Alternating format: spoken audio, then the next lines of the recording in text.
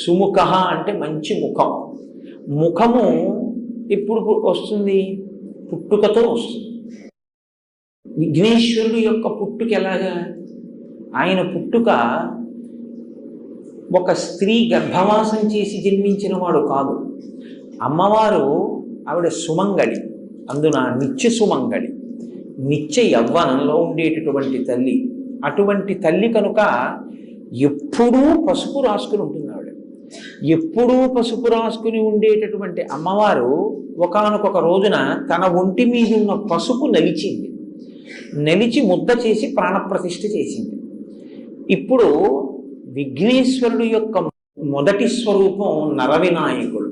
అంటే నరుడు ఎలా ఉంటాడో అలాగే పుట్టారు ఆయన. మరి గజముఖం ఎక్కడి నుంచి వచ్చింది? పరమశివుడు నరముఖాన్ని తొలగించాడు, గజముఖాన్ని పెట్టాడు. మనకి వినాయక వ్రత కల్పన కథలో ఏం చెప్తారు?